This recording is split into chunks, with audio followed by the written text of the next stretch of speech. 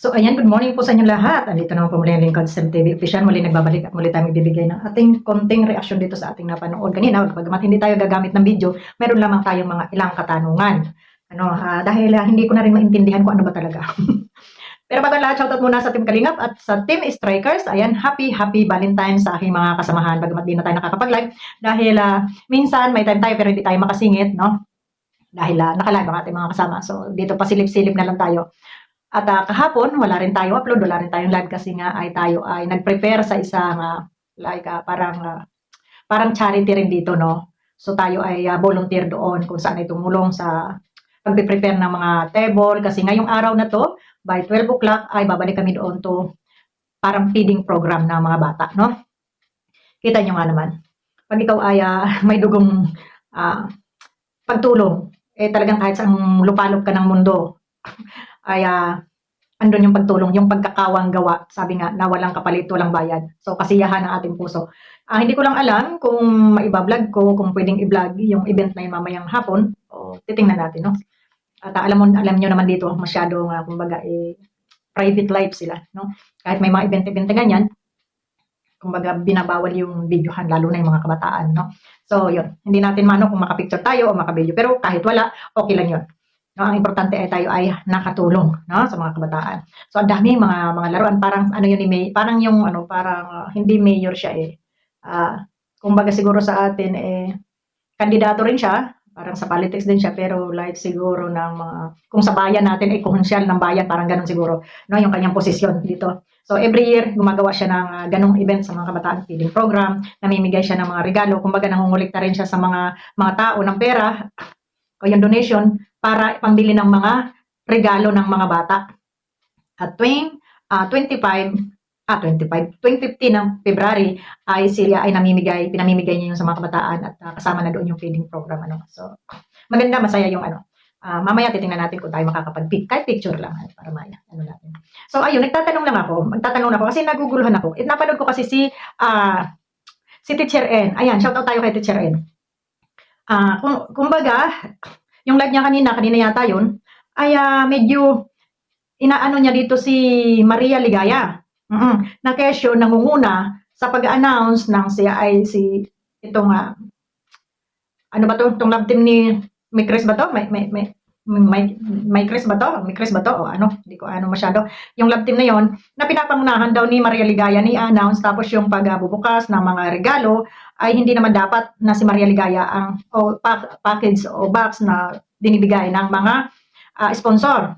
So ang punto dito ni Teacher N na wag pangunahan si Kalinga Prab, no, na mag-announce na may date, so nalaman na daw pati daw yung mga bagay-bagay na hindi dapat ipakita doon sa box ay in-unbox na nito ni Maria Ligaya. Ayun pa kay Teacher N, no, napanood ko lang kanina pero hindi ko natapos kasi short lang yun ang panood ko. So kinuha lang natin yung highlight niya.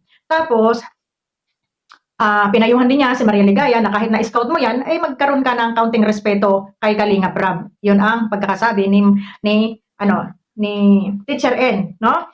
So alam nyo kasi minsan dito nagkakaroon ng kaguluhan. Gaya naming mga reaktor, wala tayong alam. Tapos ito pala halimbawa kagaya ni Maria Ligaya na binibigyan ng basbas ni Kalinga Prab doon sa mga nauna niyang video na ito ay kung hindi ko man ma-vlog at hindi na masyado ng mahaba yung aking vlog, kayo na yung may permission ka na pwede mong i-vlog ito, pwede mong ipakita to sa publiko kung ganun man ang sinabi kay Maria Ligaya. Kasi ayon sa aking nabasang mga comment doon sa kay Teacher N, So, ang tendency kasi nito, tayo ay sumusunod sa rules. Tapos, pag tayo sumunod sa rules, tayo na muna, ang tendency tayo yung mapapahiya. Kasi nga, hindi natin alam na ito ay binigyan ng basbas ni Kalinga Prab na hindi naman i-announce, na hindi rin natin narinig kung i-announce nga ito o ano. Tapos, magre-reaction tayo, tapos ang ending, tayo yung mapapagalitan dahil yun pala ay may basbas sila. So, ganito kasi yun. Gaya nito. Saan ba to? Sabi dito ni Susan Ilinon, pinahintulutan po ni Kalinga Prab kasi kung sa vlog sobrang mahaba daw at hindi na maisa-isa kahit po magtanong po kayo kay Kalinga Prab. Yun ang comment dito ni Susan. So ibig sabihin nakatutok ito si Susan doon kay Kalinga Prab. Ngayon may sumagot naman, yes, tama. With consent ni Kalinga Prab ang pag-unbox, walang nilalabag na rules. Si Maria Ligaya, may respeto po siya kina Kalinga Prab at Kuya Bal. O yun ang sabi nila ha, sabi ni Ma'am Welma. Welma Tumundong, ayan. Tapos dito naman sa isa, yes, sabi niya, tama po, pero sa Velvet lang yon. Sa Velvet lang. Yung sa mga damit po, dapat kasi hindi na binuksan, sinabihan lang kung saan galing. Sulit po ako sa Mikres. Mikres pala yan. Minsan po, tanggapin natin, sa pagkakamali tayo matututo kung sa akin naman din manggagaling yung damit. Gusto ko si CG lang ang unang makakakita.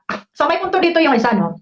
Kung okay may basbas, halimbawa, kung okay may basbas kayo kay Kalinga Prab, ay hindi naman dapat lahat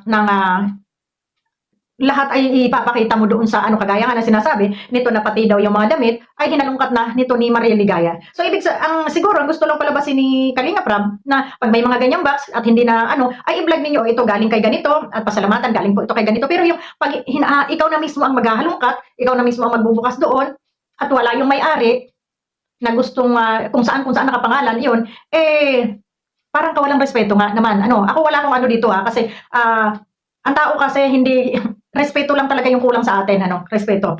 Kahit pa sabihin na gano'n at tayo ay may mga privacy. Kagaya niya, sabi nga ni Teacher Ann, na pag, ni Teacher N, sorry Teacher N. Sabi ni Teacher N na pag siya ay tumanggap ng mga box or mga parcel galing sa kung saan at ito ay nakapangalan sa kanyang mga anak, ay hindi niya binubuksan.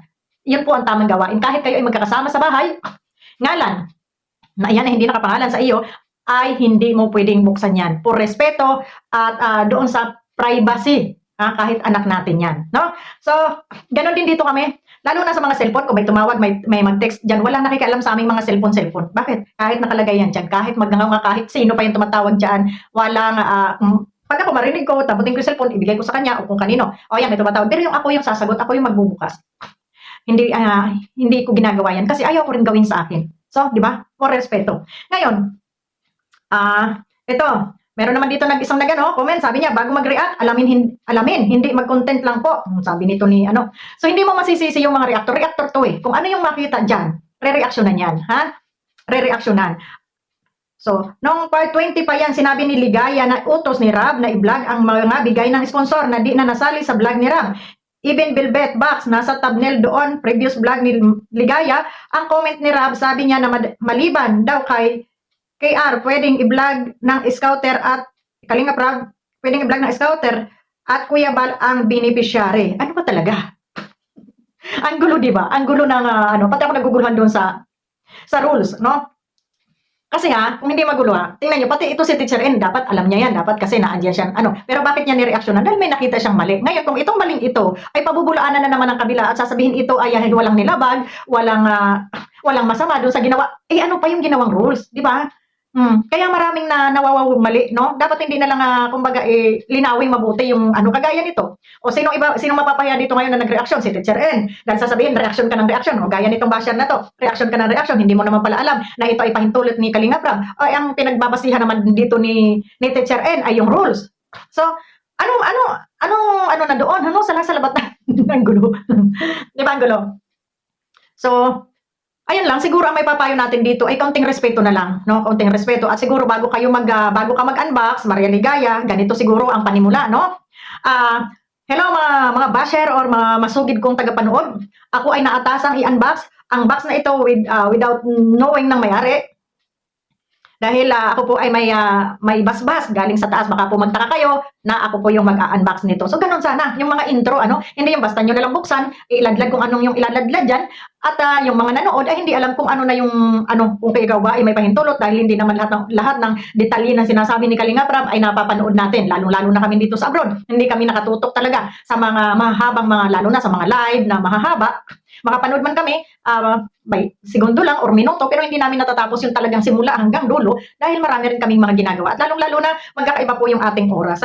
So, dito nagtaka lang ako kasi si Teacher N, kung ito ay labag sa rules na sinusundan ni Teacher N, bakit may bashing na ganito? Di ba? Kung alam ito ni Teacher N, na iyan pala naman ay may utos si Kalinga Prab, hindi dapat sana, hindi na nireaksyonan ni Teacher N yung ginawa ni Maria Ligaya na sabi nga niya ay 2 beses ka na lumalabag sa rules.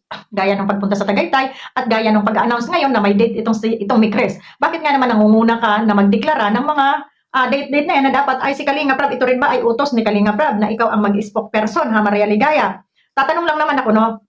Ito ba lahat ba ng galaw ng Mikres na to, kailangan mong pangunahan na ikaw ang magsabi? So, ayun lang. At tuloy natin to mamaya ha. So, nagtatanong lang naman ako kasi naguguluhan ako dito kay Maria Ligaya kung siya ba ang spokesperson ni Kalinga Prab about dito sa Micres kasi kung ito ay alam ng lahat, ay di dapat alam din to ni Teacher N. Salamat, maraming salamat and God bless po sa ating lahat. Bye-bye!